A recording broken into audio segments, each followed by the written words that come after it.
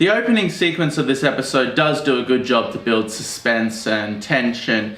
We see the despair in all our characters who are about to face this almost unwinnable situation, and the music is ever escalating.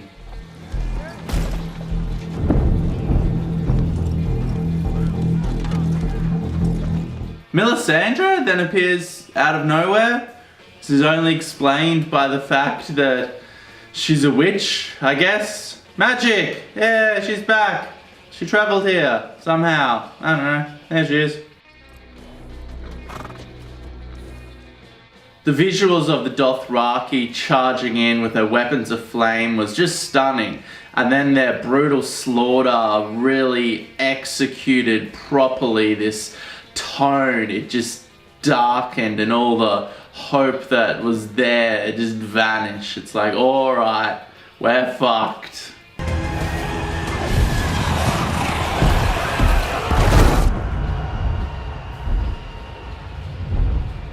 Why did Ghost charge in with the Vanguard?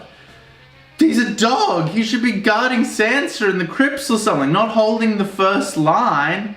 This makes no sense at all.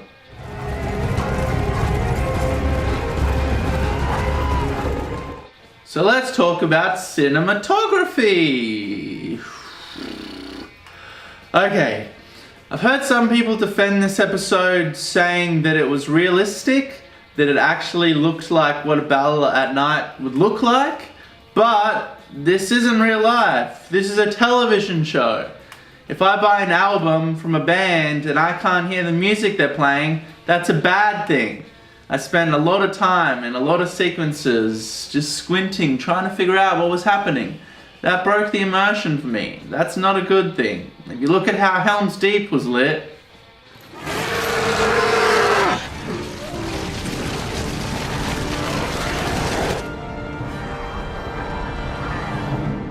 so it begins.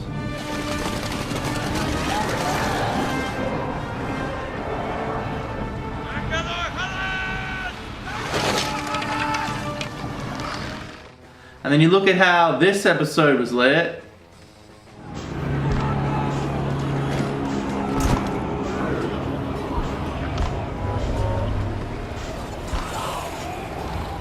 I would prefer a show to be shot and lit and everything like a movie. It's not realistic, sure. That's not what nighttime looks like, sure. But I would really like to see what the fuck is happening in the show that I'm watching, eh? Aid's dead. I mean, I was still able to enjoy most of the battle sequences. As always, just like the Battle of Blackwater and the Battle of the Bastards. They know what they're doing here. They've done it before and they've continued to do it in this episode. The battle was shot well, it was written reasonably well for the most part. We'll get to where it wasn't later on. And they know how to create suspense and drama within a battle.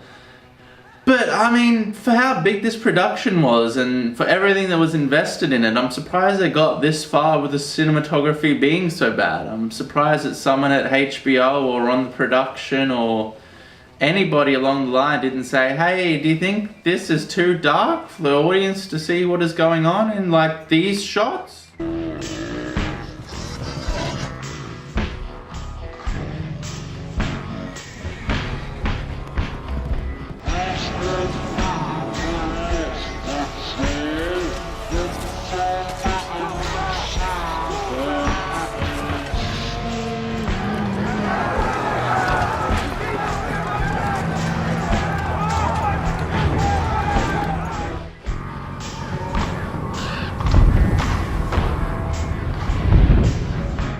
The white scaling the wall was a tense and memorable moment. It was like World War Z style, them just piling up and getting through. It felt at that moment like nothing could stop them.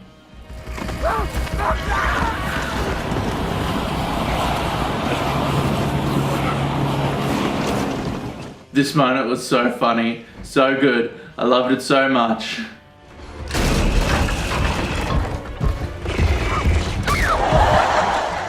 Lyanna Mormont killing the Ice Giant was both cringy and cool. Would I prefer the Ice Giant just to bitten her head off? yes, that would have been amazing. I would have loved that. But even though it was kind of like, this is cringy, the little girl killing the ice giant, it was, you know, somewhat enjoyable, I guess, maybe.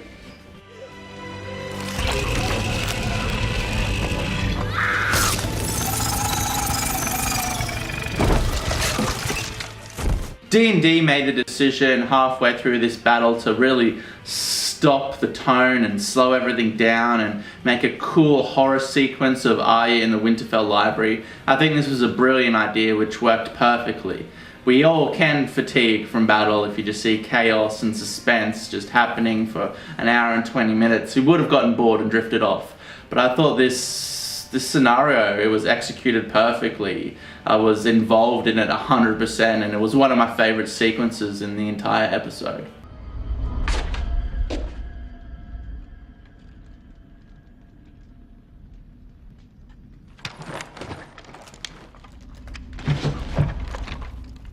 The dragons duking it out was obviously awesome. Too much quick cuts, shaky cam, and the cinematography. But, I mean, dragons fighting each other. What else can you ask for?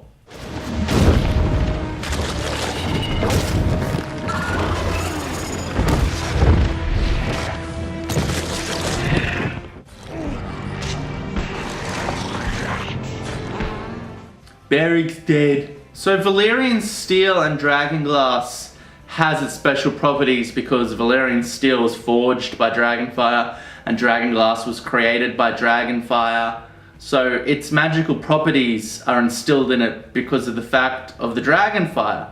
So it seems really weird to me that these two things would instantly kill White Walkers, but dragonfire doesn't do anything to the Night King.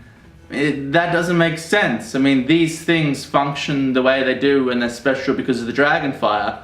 Therefore, you could say that dragonfire is the thing that kills White Walkers, but it has no effect. So what is the property that Valyrian steel and dragonglass has that kills White Walkers instantly if it has nothing to do with dragonfire? That just left me scratching my fucking head, eh?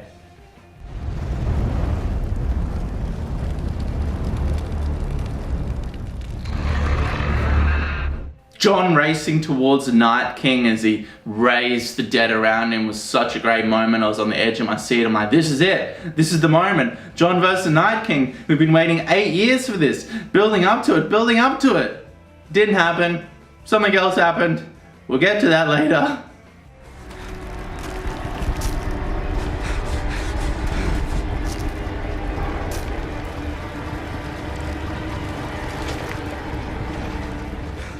It's fair enough to ask why characters that have been set up to be intelligent would then hide in a crypt full of dead people while facing an army of animated dead. It's also a reasonable question to ask how century-old Starks could punch through solid stone sarcophagi even though really they should be dust or just bones without cartilage.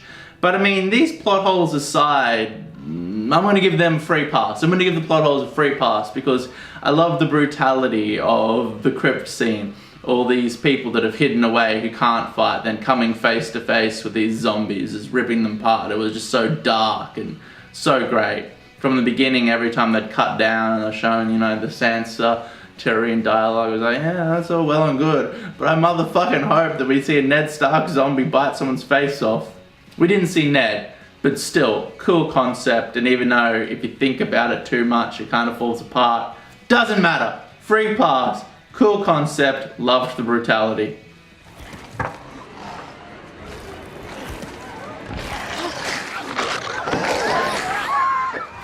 We get another Deus Ex Machina moment with Jon when he's just about to be overwhelmed by all the dead. Daenerys comes in and saves him at the last moment. It's always happening to you, eh, Jon? I thought that it was very close to Jon being tortured alive too. I guess Daenerys is really comfortable with her dragon's level of accuracy when it comes to torching things. Because, you know, Jon was this close to being horribly, horribly burnt to death.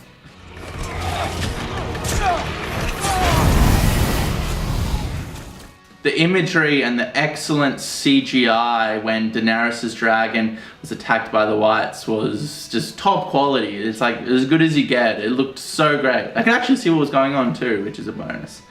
But I just kept on thinking, why isn't the dragon flying away? This looks amazing. Look at this looks great. But the dragon should just, you know, fly. That's what they do, right? Why isn't it flying?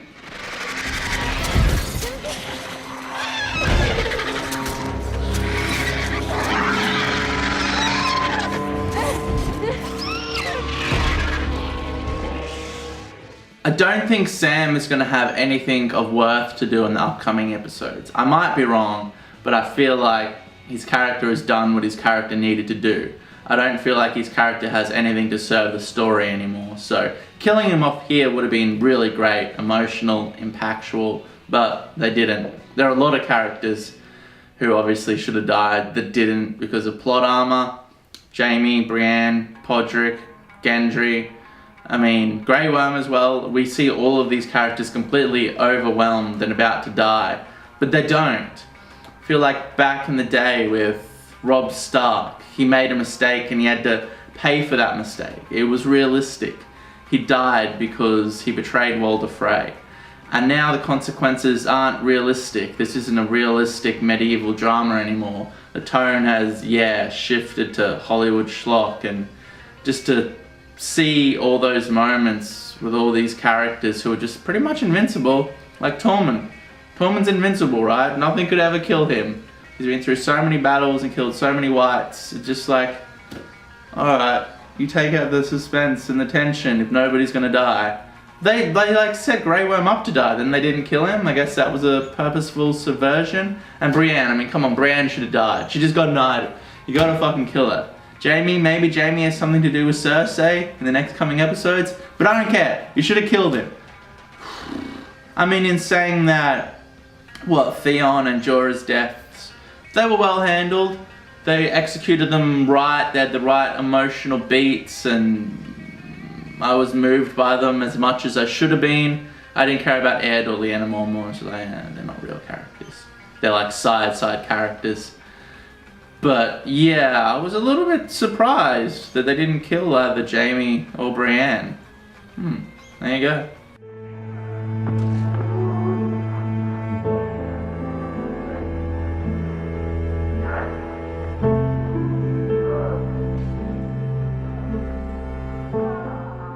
I think that the composer for this show is the same composer as for Westworld, which is an amazing show if you haven't watched it. They're both on HBO, and I think I've seen the name in both shows, and it's a similar name.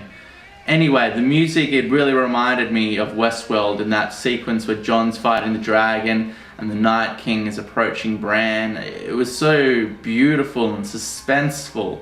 All the sound effects are muted and it's all in slow motion, and it's just that beautiful minor piano keys played over the top of it. And the strings come in later and it all builds. I mean, that song was actually good. It wasn't just serving the story on its own. It would actually be a great piece of music. And put into the visuals with the slow motion and the tension and the story and everything building. Can't praise it enough. Absolutely brilliant. I love that sequence so much.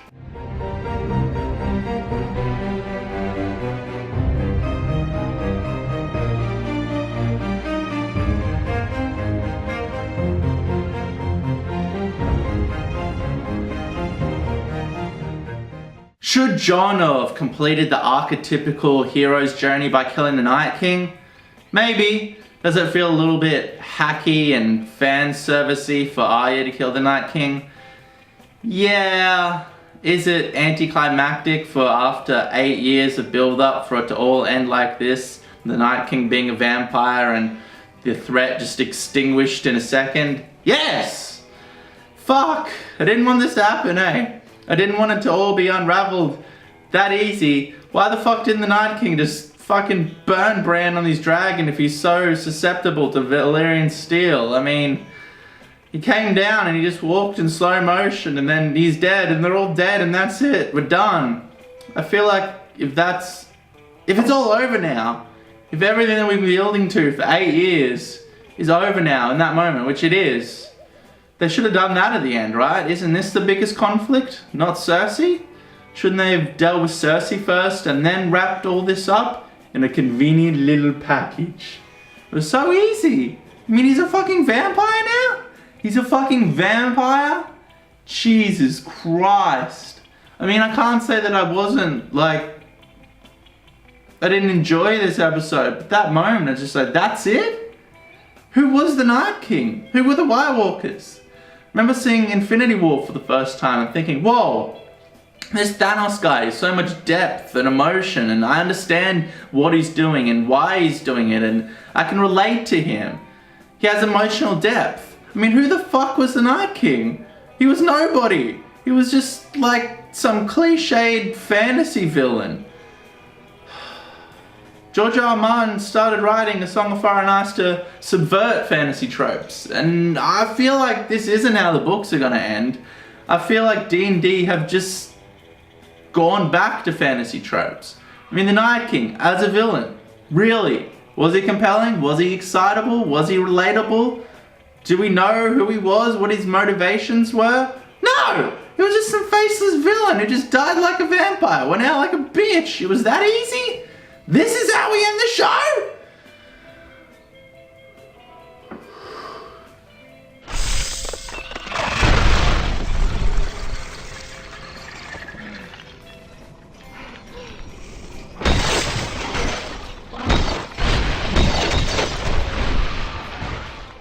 And the Red Woman just wanders off and dies, I guess, because it was just her duty to tell Arya that she was destined to kill the Night King. I mean, I feel like she was just kind of jammed in here. The story still works without her. I mean, the Dothraki flame weapons was cool, but the prophecy to Arya? Really? Arya? She's gonna kill the Night King?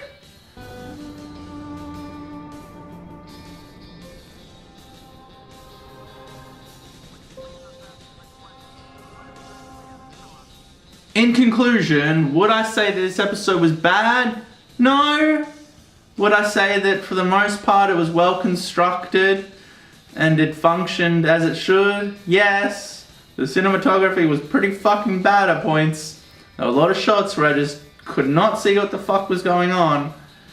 Should have killed off more main characters. We're at this point in the narrative, 3 episodes to go. I mean, what fucking story function is fucking, what's his name? Gendry gonna serve? Podrick gonna serve? Nothing. Davos? Nothing. So kill them all! Also, the Arya thing isn't that bad for me, you know. I get how they're subverting the archetypical hero's arc with Jon not killing him. That would have been satisfying, I think. Even though it's cliched and predictable, I think that still would have been satisfying. And the Arya thing does feel like hacky fan service, but that's fine. But for everything to be wrapped up so easy and so quick with the Night King like a vampire and all the whites just dying, I mean...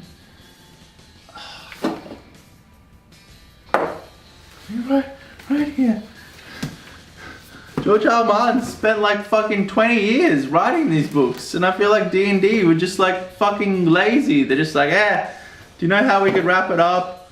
What if the fucking Night King is like a vampire and we kill him, they all die?